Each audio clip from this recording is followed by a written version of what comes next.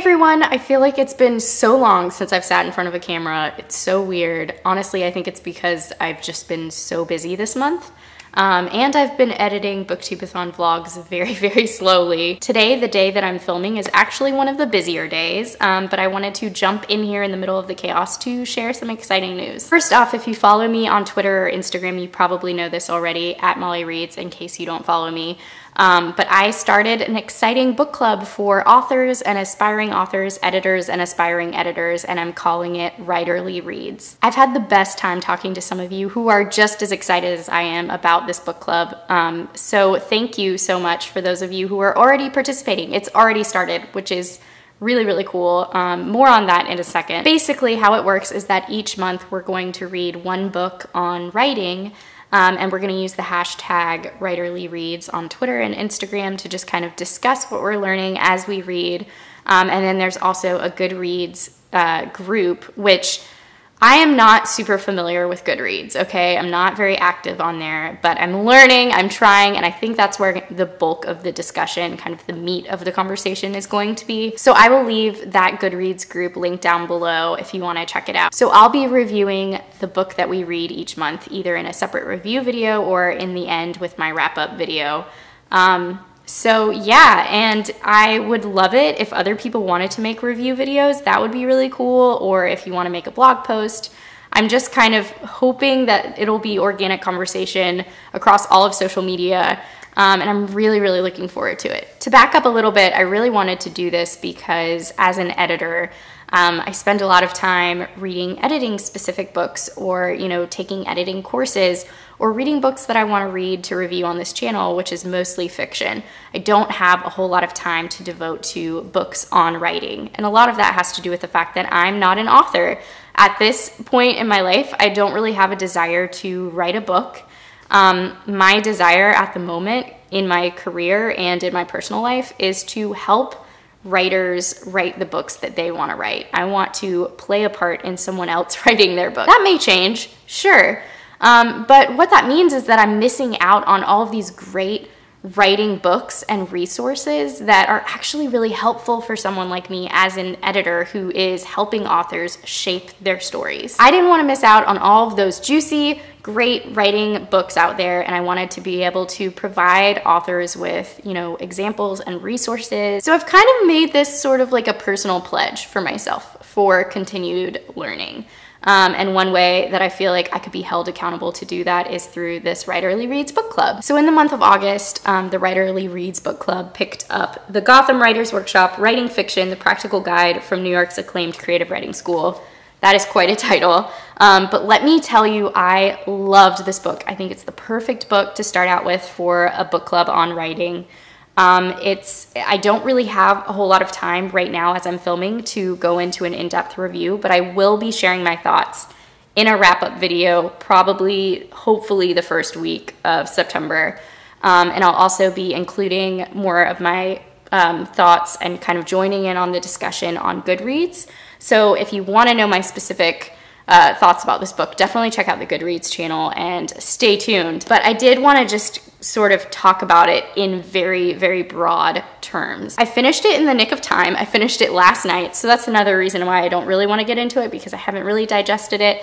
And honestly, it's full of incredible, incredible just example after example after example of some of the building blocks of fiction. Basically, it just sort of dissects all of these storytelling techniques that writers need to know about. And I could probably film separate reviews just on each storytelling technique that this book goes into. I mean, it's that much to unpack. So yeah, this is really just a practical look at what it means to write fiction from every angle.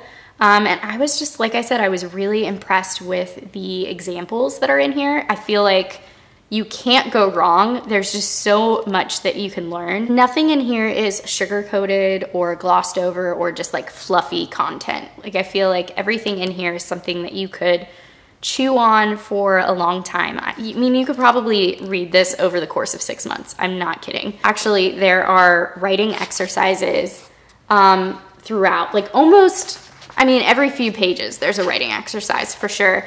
And I did not take advantage of these writing exercises, mainly because I'm not a writer.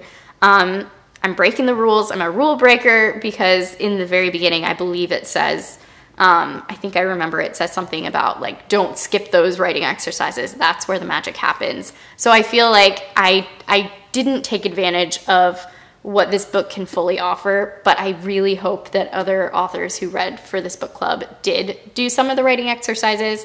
It's honestly, I feel like this is a resource that is almost better to not, to pick one element and kind of chase after it. Like if you're an author or an editor interested in learning more about dialogue, go in and read everything you can about dialogue within the different chapters, and you will have a lot to choose from. It's a little bit overwhelming to read kind of straight through, but there is this really helpful cheat sheet in the back, and basically it's on different topics. So if you want to look up information on theme or voice or setting and pacing, revision, point of view, like you can kind of just go and look at the little bullet points here that are really helpful. Like I said, I don't really have time to unpack this.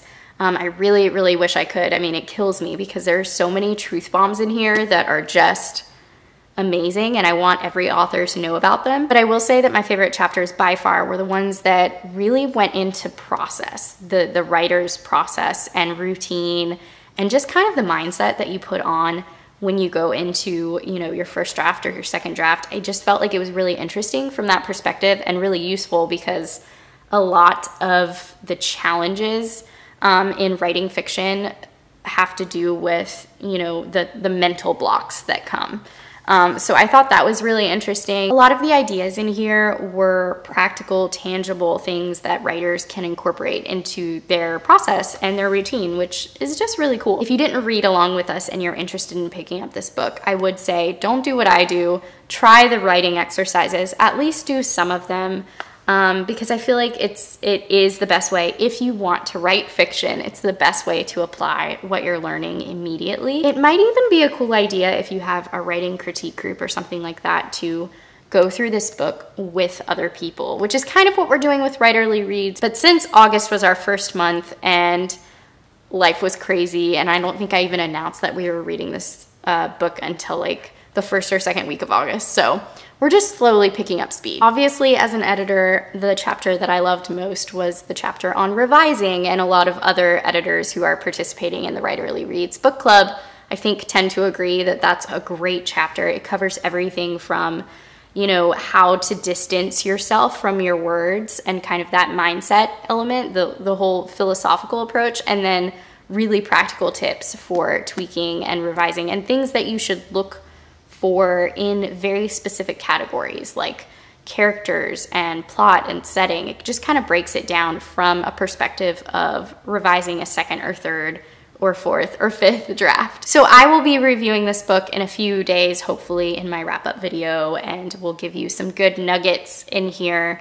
And then also I wanted to announce that the book that we're going to be reading for September, it's a beloved book that many writers have read, but I'm hoping that we can all approach it with a fresh pair of eyes. I noticed that a lot of people who've already said that they wanted to participate in Writerly Reads are in really busy seasons of life right now, so I figured a book that some of us have probably already read, it might be a good way to go.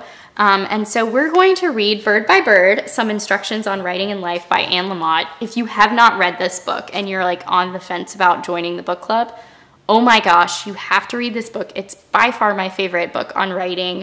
I haven't read it in some time though, so I am really excited for a reread. I just thought it would be really cool to read this after this because this is so practical, and this really kind of dissects, like I said, the building blocks of story. And then this is more, gosh, I don't even know, like all over the place. I mean, she does offer really practical advice, I will say. It's not fluffy. It's not just sort of like a memoir, but it really does include much more of a comprehensive look at what it means to be a writer and the shared struggles that writers feel. And yeah, it's just really great. So if you haven't read this book, please join us. It will be so fun to have people in the group who haven't read it before. So yeah, that's all I kind of wanted to share at the moment about Writerly Reads. But now I have another announcement, and some of you probably knew this was coming. I am getting on a plane in a few hours to go to Orlando, Florida for BookNetFest. Woo! Ooh, I forgot my coffee was here. This is the kind of day it's been. I forgot my coffee was sitting right beside me.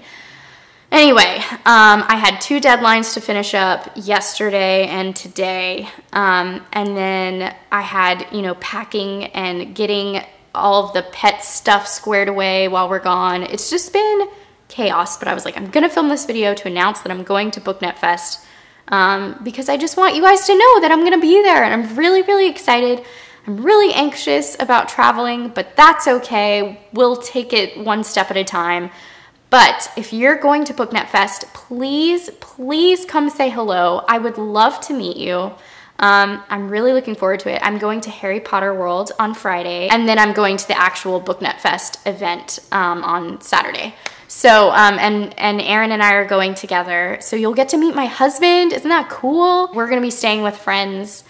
We actually used to live in Orlando a few years ago. We lived there for like 2 years. So I'm really excited to just go and see our friends that we haven't seen in a while and eat at all the good restaurants that we miss.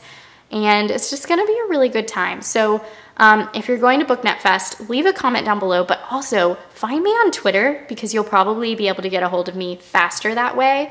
And let me know so that we can plan to just like say hi and hang out. And I don't know, I don't really know what to expect with this sort of thing. If you don't know about BookNetFest, I will leave a link down below so that you can check it out. I don't think that there are spots left, but if you go and you donate to the Kickstarter, because it's an entirely free event, which is very cool, but to just kind of help cover the costs of the conference and the panels and everything, the space, the event space.